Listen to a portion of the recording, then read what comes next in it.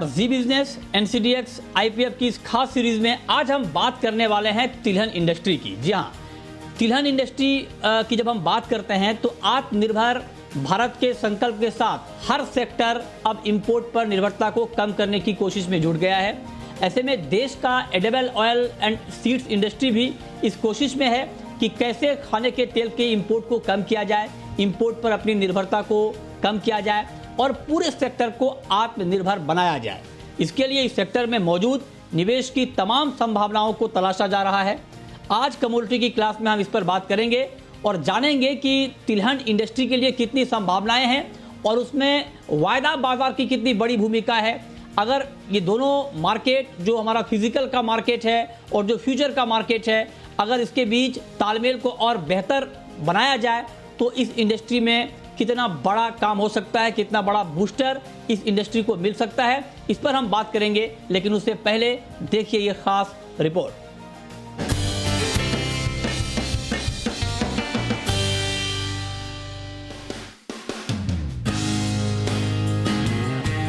देश में हर साल तकरीबन 125 से 150 लाख टन तक खाने के तेल का इंपोर्ट होता है। घरेलू खपत को पूरा करने के लिए इंपोर्ट पर अभी तक निर्भरता ज्यादा है और बढ़ती आबादी को देखते हुए ऐसा लग रहा है कि आने वाले समय में खाने के तेल की खपत और बढ़ने वाली है। लेकिन बदलते माहौल में देश को तिलहन उत्पादन में आत्मनिर्भर बनाने का भी वक्त आ चुका है, क्योंकि इंपोर्ट बिल से बची रकम का इस्तेमाल खेती किसानी को आगे बढ़ाने के लिए किया जा सकता है। साथ ही घरेलू तेल तिलहन इंडस्ट्री को एक नया आयाम मिल सकता है। देश के कई इलाके ऐसे हैं जो धान की खेती के बाद पूरी तरह खाली रहते हैं, खासकर पूर्वी भारत में जहां 110 लाख हेक्टेयर ऐसी जमीन है। इन इलाकों में तिलहन उत्पादन को बढ़ावा दिया जा सकता है। यही नहीं, पंजाब और हरियाणा जैसे राज्यों में धान गेहूं की जगह तिलहन की खेती को प्रोत्साहन दिया जाए तो काम और आसान हो सकता है। कृषि मंत्रालय ने अगले 5 साल में तिलहन उत्पादन मौजूदा स्तरों से 2 गुना करने का लक्ष्य रखा है। इसके लिए नेशनल ऑयल सीड मिशन की शुरुआत की गई है। शुरुआती फोकस सोयाबीन, सरसों, मूंगफली, सूरजमुखी जैसे तिलहन की फसलों पर है। इसके अलावा सरकार का ध्यान सेकेंडरी सोर्स यानी ऐसी फसलें जिनकी खेती तेल के लिए नहीं होती है लेकिन फिर भी जिनसे तेल उत्पादन होता है, जैसे कॉटन और राइस ऐसी फसलों पर भी है।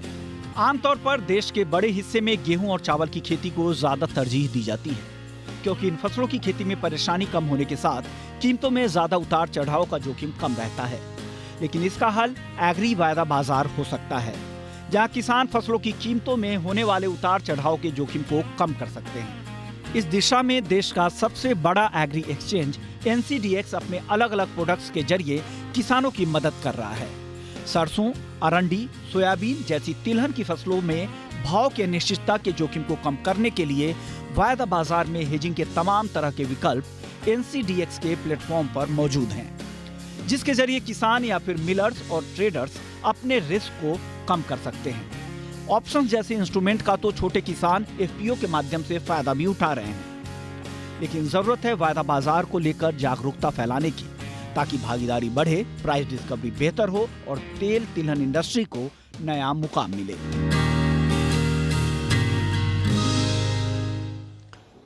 तो आपने देखी ये रिपोर्ट कि एडिबल इंडस्ट्री का कितना बड़ा मार्केट है और इंपोर्ट पर हमारी डिपेंडेंसी कितनी है। आज इसी मुद्दे पर हम बात करने जा रहे हैं और हमारे साथ बात करने के लिए बेहद खास मेहमान जुड़े हैं। हमारे साथ हैं अमित खरे, जीसीएल के एवीपी हैं कमोडिटी रिसर्च सेगमेंट के। अमित जी, बहुत बहुत स्वागत है आपका जी बिजनेस पर। मेरा पहला सवाल आपसे यही होगा कि जो डिमांड सप्लाई के हालात हैं, जो मिसमैच है अभी, चूंकि डिमांड ज़्यादा है सप्लाई कम है, इसको लेकर के आप जरा और तस्वीर साफ करें और इस गैप को, जो डिमांड सप्लाई का मिसमैच है और जिससे हमारी डिपेंडेंसी इंपोर्ट के ऊपर बढ़ रही है, इस गैप को कैसे कम किया जा सकता है। तुरंत भाई, आवाज आ रही है बराबर? जी जी जी। अभी जैसे एक्सपोर्ट और डिमांड की और जो अपना गैप इसमें दिख रहा है सप्लाई और डिमांड का, इसकी अगर हम बात करें तो अभी ऑयल सेगमेंट की अगर हम बात करें तो भारत जो है फॉरेन से लगभग 150 लाख टन का इंपोर्ट करता है एनुअल। 150 लाख टन का एनुअली इंपोर्ट होता है और इसकी जो कॉस्टिंग है वो लगभग 75,000 करोड़ के आसपास का होता है। तो ऑयल सेगमेंट में बढ़ावा देने के लिए अभी जो एमएसपी चल रहे हैं ऑयल सेगमेंट के, सरसों के अपना और आरएम सीड के और सोयाबीन के, उससे प्राइस एमएसपी से काफी ऊपर है। तो एमएसपी से जब प्राइस ऊपर रहेंगे तो किसान कहीं ना कहीं प्रोडक्शन को बढ़ावा देंगे, प्रोडक्शन ज्यादा होगा तो किसानों को आय भी अच्छी मिलेगी। प्रोडक्शन ज्यादा होगा तो हमारा जो एक्सपेंसेस है 75,000 करोड़ का, कहीं ना कहीं उसमें भी कमी आएगी। तो इसलिए मोदी जी का जो सपना है आत्मनिर्भर भारत का, इसलिए उसको बढ़ावा देने के लिए एमएसपी से ऊपर प्राइस को अभी लाया गया है किसानों की आय दुगना करने के लिए। जैसे ही प्रोडक्शन बढ़ेगा हमारा जो एक्सपेंसेस है वो भी कम होगा और कहीं ना कहीं मोदी जी का जो सपना है आत्मनिर्भर भारत का वो भी पूर्ण होता हुआ दिखाई देगा। जी मिथुन भाई। अच्छा, ठीक है, ये आपने एक महत्वपूर्ण बात बताई, लेकिन मेरा दूसरा सवाल आपसे ये होगा कि तिलहन मार्केट को मजबूत करने के लिए, इस बाजार को मजबूत करने के लिए आप डेरिवेटिव मार्केट का इसमें कितना बड़ा रोल देखते हैं, और इसमें जो एग्री का हमारा सबसे बड़ा एक्सचेंज है एनसीडीएक्स, उसकी कितनी बड़ी भूमिका हो सकती है इस मार्केट को और मजबूत करने में? मतलब जब एनसीडीएक्स का जब भी स्टार्टिंग हुआ था तो इसका जो मेन ऑब्जेक्टिव था कि किसानों को हेजिंग का एक अच्छा टूल प्रोवाइड किया जाए। किसानों की जो फसल है और अपने जो व्यापारी हैं उनकी जो फसल है जिसमें वो ट्रेड करते हैं, उनकी फसल को एनसीडीएक्स के थ्रू हेज किया जाए। सपोज जैसे अगर सप्लाई कहीं किसी प्रोडक्ट की बढ़ती है तो कहीं ना कहीं ऐसा किसानों के मन में या व्यापारियों के मन में डर लगा रहता है कि प्राइस आगे जाके कम ना हो जाए। तो इससे बचने के लिए एनसीडीएक्स एक बहुत अच्छा प्लेटफॉर्म है। एनसीडीएक्स के माध्यम से किसान और कारोबारी जो है अपना माल हेज कर सकते हैं। उनका माल जो स्टॉक रहता है एनसीडीएक्स के प्लेटफॉर्म पे वो उसमें बिकवाली करके चल सकते हैं। तो कहीं ना कहीं एक एनसीडीएक्स बहुत अच्छा रोल प्ले कर रहा है किसानों को फायदा देने के लिए। और भी एनसीडीएक्स ने जो एफपीओ लॉन्च किया है, एफपीओ के थ्रू जो ट्रेड्स होते हैं, फार्मर्स प्रोड्यूसर्स ऑर्गेनाइजेशन का जो एक ग्रुप है, उनके थ्रू भी किसान काफी हद तक अपने खर्चों को कमी कर सकते हैं। उनके जो एक्सपेंसेस है ट्रेडिंग के, उसमें कहीं ना कहीं एफपीओ बहुत ज्यादा हेल्पफुल है और बहुत सारे एफपीओ भी इसका बेनिफिट उठा रहे हैं एनसीडीएक्स के थ्रू। जी ठीक है, ये तो आपने एक ओवरऑल बताया, लेकिन मैं थोड़ा सा एक बारीक सवाल आपसे ये पूछना चाहता हूँ, आसान भाषा में आपसे समझना चाहता हूँ कि इस्तेमाल तो हो सकता है, लेकिन चूंकि इंडस्ट्री में बहुत ज़्यादा उतार चढ़ाव हम देखते हैं कई बार अलग अलग एग्री की इंडस्ट्री में, ऐसे में तिलहन इंडस्ट्री में जो उतार चढ़ाव होता है इसमें रिस्क को कम करने के लिए हेजिंग की कितनी बड़ी भूमिका आप देख रहे हैं, और इस हेजिंग में एनसीडीएक्स के प्लेटफॉर्म पर जो अलग अलग लोग जुड़े हुए हैं इस कारोबार से, चाहे वो ट्रेडर हों, चाहे वो इन्वेस्टर हों, चाहे इंपोर्टर हों, वो इसका फायदा, इसका इस्तेमाल किस तरह से कर सकते हैं?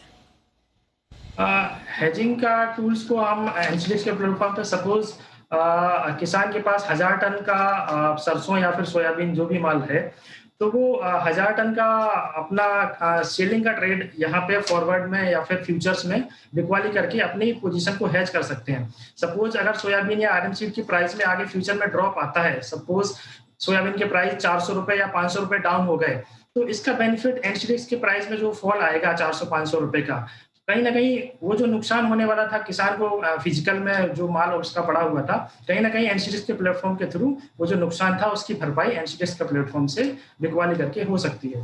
और दूसरा एक ऑप्शंस के ट्रेड भी इसमें अवेलेबल है।